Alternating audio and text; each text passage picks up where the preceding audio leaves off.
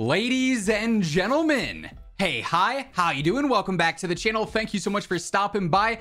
Can't say I was expecting to be posting a third video today, especially considering we had our weekly update earlier on today, but for whatever reason, we just got some surprise patch notes this evening that include some new communication regarding the anti-cheat and all the cheating issues that have been really noticeable lately, and some new meta updates and weapon changes as well. So as you can see here, we've got our Wednesday, February 21st update with different patch notes for multiplayer, zombies, and Warzone. As we get into all of them, if you enjoy the video, do me a favor, drop a like on it, and if you're new to the channel, be sure to hit that subscribe button, turn on those post notifications, because every single day I got you covered with news, updates, patch notes, meta breakdowns. It's all right here. Initially though, Wednesday, February 21st, Ricochet anti-cheat, a global update to this. The Ricochet anti-cheat team has been tracking a spike in cheating reports within the community. We are currently in test for additional security updates. However, the following updates have just been deployed. They disabled the game code for limited time perks like super speed. You might have seen in my cheating is out of control video, a bunch of players were cheating to get the super speed from the boys event and run around at like hyperspeed essentially all across the map. So that shouldn't be accessible to cheaters anymore with this update. As part of an ongoing security update, a single telemetry system was taken offline for upgrades over the weekend. This action resulted in cheat developers claiming that Ricochet was offline. It was not. As a result of this monitoring activity over the weekend and the purposeful reactivation of this upgraded system, Team Ricochet was able to identify and ban over 6,000 accounts for cheating and hacking from the 16th to the 20th. So 6,000 losers were online for 4 days cheating and they just got banned there. Our team continues to work on security updates for issues across various modes. So for all those rumors coming from cheat developers saying, hey, the anti-cheat's offline, buy our cheats, that's totally not a marketing play for the cheaters or anything. That was all clickbait. That was all misinformation. The anti-cheat was working. They just had a different system offline, and the cheat developers, of course, wanted to try and entice people to buy their cheats because they are losers. So that's the whole situation going on there. We also have some other global updates with some bug fixes here. Relocated Dragon Scales camo from the special category to the event category, so if you're having problems finding that, it's now in the right place. Corrected a placeholder tracer name on the TAC Evolver. Addressed an issue preventing the Fire Breather skin for the Wilson from appearing. We also have some multiplayer specific UI and UX updates. Bug fixes resolved various issues, causing the player to be unexpectedly kicked back to the menu viewing the Horde Hunt event when editing custom mods in the Gunsmith and when equipping emblems in the Last Chance Battle Pass prompt. They also fixed an issue with saving a custom mod in the Gunsmith, no longer removing certain camos, aka the Mastery camos. Thank you, super annoying there. Also, kill streak icons on the HUD will no longer turn red after dying to a cruise missile. For general gameplay, field of view will no longer be set higher than intended, so maybe they fully fixed the FOV problem here. That'd be nice for sure. For general progression with bug fixes, corrected criteria for multiple challenges on the Jack Ferocity Carbine Unlock challenge, and then operator kills without the enemy damaging you camo challenge as well. On maps, they further refined hardpoint objective boundaries on Subbase, and on Underpass, they made some spawn updates. For modes on Control during the transition period of the final round, the incorrect team will no longer be displayed as defending. On Cutthroat, they resolved an issue with the flag capture and overtime, so that means Cutthroat should be back here soon. Team Gun Game, they addressed an issue causing players to become stuck without a weapon, and in War, they fixed an issue causing the player to lose control after a turret and smoke airdrop simultaneously, so you've got that fixed live now. We also have some multiplayer specific weapon updates on the MTZ-556, decrease the initial gun kick while firing, so now it's even easier to use, decrease the recoil while firing, even more easier to use, increase the near to medium damage range, and increase the medium damage range. So the MTZ actually gets some solid buffs for multiplayer. For shotguns on the Haymaker, they already nerfed it. It's for the better. Like, you might have seen it already. Like an hour ago, I posted a new video about the Jack Maglift kit on the Haymaker being crazy. Decrease the aim-bound sight spread, so that's not a nerf, that is a buff and makes it more accurate in ADS. Increase the rate of fire, which is kind of crazy, but they decreased the damage pellet count and restricted use of the ammo attachment, so you can't have the fire rounds on there anymore. That definitely will balance it out more. I'm pretty surprised they nerfed it that quickly. I mean, it's great to see for sure. That video, though, it does actually balance that out, so that's definitely solid there. For snipers on the Longbow Pro 99 barrel, increased the ADS time, and then on the Tyrant Kit, restricted the mag, ammo, and bolt attachments there. They weren't supposed to be used, but players were able to access those.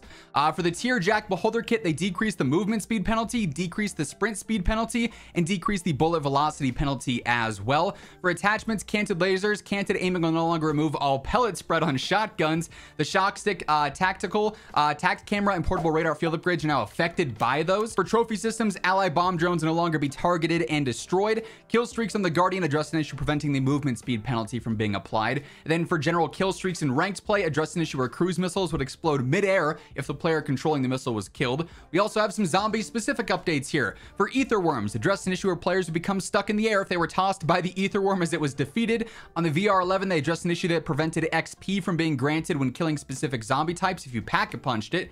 On the Tonfa, they addressed an issue where the damage on the pack-a-punch Tonfa was not what it was supposed to be, so seen a lot of questions about that. That's fully fixed now. That was on the Trello board a few days back. In UI and UX, they addressed an issue that forced players into a loop when selecting the full stop black cell evolver blueprint or the DM56 blueprint. Addressed an issue that removed attachments with skins from weapons and insured slots. They also added various crash and stability fixes. Now let's head on over to the Warzone patch notes. So here we've got our February 21st update. Also, it's not Friday, it's Wednesday. Okay, anyways, same anti-cheat update going on here. For Warzone gameplay updates, the advanced UAV, the size of an advanced UAV has been increased by 2.5 times. Interesting. This ensures all of Urzikstan is within view if you call it in, so very much so a huge buff to the advanced UAV.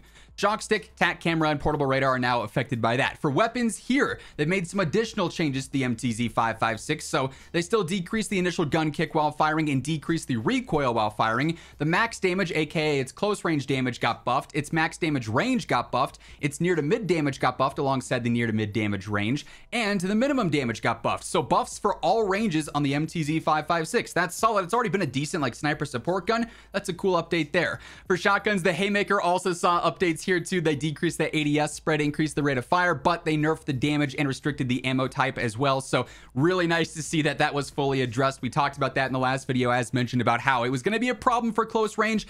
It's still going to be gimmicky and fun, and you will have players spamming it, but it's not going to be as dominant as it was when we were first trying it out. So nice that that update was so quick. Same deal with the longbow here. They increased the ADS time on the long barrel, and then on the Tyrant kit, they restricted all those bonus attachments you weren't supposed to have. On the Tier Beholder kit, decreased the movement penalty, decreased the sprint penalty, and decreased the bullet velocity a little bit there. So some slight changes for that. And then Canted Lasers also got an update here too, since they were removing all the pellet spread on shotties. There's also some ranked updates here. Redeploy drones. The total number of redeploy drones has been reduced from 8 to 5, so you'll find those less now in ranked. Players now encounter less counter UAVs and ground loots, and they restricted the mosquito drones. That's nice to see. Those are super obnoxious in some fights just because they're super inconsistent and kind of hard to predict. Kill and assist SR. Only the following players will receive kill and assist credit when a player is eliminated: the player who downed that person, and players who will damage that eliminated player shortly before they were down. So this is that overhaul to the SR that we actually talked about just the other day. Basically just getting rid of taps. That's the main thing that's being adjusted here. They say this change is being made to ensure the competitive integrity of kill and assist SR by removing the ability for players to tap downed enemies to overinflate their SR gains. This change will also help streamline gameplay by preventing disruptions rooted in prolonging eliminations to tap.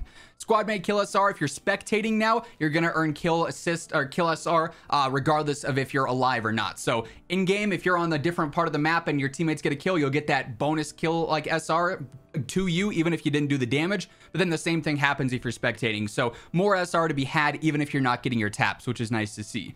UI and UX address an issue where players were incorrectly shown a penalty screen when disconnecting from matches. And we got some new Warzone bug fixes. Fix an issue preventing a normal gas mask from replacing the durable, an issue causing the plating animation to continue on an ascender or a zip line, an issue causing custom loadout perks to disappear if you're stowing a perk package, an issue preventing the ray gun from appearing after completing the puzzle, fixed collision issues with various different places, an issue preventing a player from using a backup pistol underwater while having a melee equipped. That being said, those are all of the patch notes for today's surprise weapon update and gameplay update. Really quick. Haymaker nerf there and some other nice weapon adjustments as well. That said, that'll wrap things up. If you enjoyed the video, do me a favor and drop a like on it. And if you're new here, be sure to hit that subscribe button and turn on those post notifications. But once again, thank you so much for tuning in. And until next time, take it easy, have an awesome rest of your day, and I'll catch you later. Peace out.